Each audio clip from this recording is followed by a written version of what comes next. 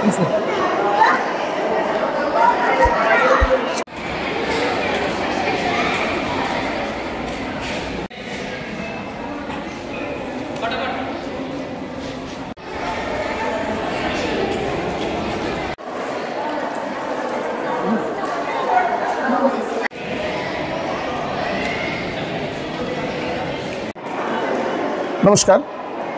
আমরা Yogasana association of ত্রিপুরার উদ্যোগে আজকে এক দিবসীয় যোগাসনা ওয়ার্কশপ করছি, যেটা মূলত অ্যাথলেটসদের উদ্দেশ্যে।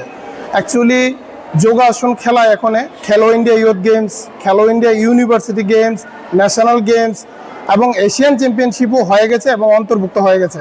আগামী বছর যেটা জাপানের ডোহাতে অনুষ্ঠিত হতে যাচ্ছে এশিয়ান গেমস, এত যোগাসন খেলা অন্তর্ভুক্ত হতে যাচ্ছে এবং 2030-এ যে কমনওয়েলথ গেমস, ওইখানেও আমাদের যোগাসন খেলা অন্তর্ভুক্ত হতে যাচ্ছে। তো আমরা জানি যোগাসনে আমাদের রাজ্যের অনেক ট্যালেন্ট রয়েছে, যারা প্রতিনিয়ত উত্তরোত্তর বিভিন্ন ন্যাশনাল ইভেন্টে, আরজিএফআই ন্যাশনাল ইভেন্টে ভালো পারফরমেন্স করে আসছে, কিন্তু খেলো ইন্ডিয়াতে এবং ন্যাশনাল গেমসে এখনও আমাদের কাছে পদক অধরা রয়েছে। যেহেতু নতুনভাবে আমাদের সিলেবাস তৈরি হয়েছে আন্ডার যোগাসন ভারত ফেডারেশন, যেটা recognise by ministry of youth affairs and sports, government of India. তো আমরা রাজ্যের খেলোয়াড়দের এই টেকনিক্যাল পয়েন্টগুলা, যেটা আমাদের যোগাসন খেলা মূলত টেকনিকের উপরে ডিপেন্ড করে, তো এই টেকনিক্যাল পয়েন্টগুলা এবং রুলস অ্যান্ড রেসপন্সিবিলিটি যেগুলো রয়েছে, এইগুলো আজকে আমরা সারা রাজ্যের খেলোয়াড়দের মধ্যে অবগত করার জন্য এই ওয়ার্কশপ রেখেছি। তাদের মাধ্যমে, এই অবগত করার মাধ্যমে আগামী দিনে বাচ্চারা আরও ভালো পারফরমেন্স করতে পারবে এবং আমাদের খেলো ইন্ডিয়া ন্যাশনাল গেমসে মেডেল এবং পদক আসবে, আমরা আশাবাদী। এখানে আজকে আমাদের এখনও পর্যন্ত 3টা ডিস্ট্রিক্ট, আমাদের রেল যেহেতু এখনও আসেনি, তাই এখনও 3টা ডিস্ট্রিক্ট এসে পৌঁছাতে পারেনি।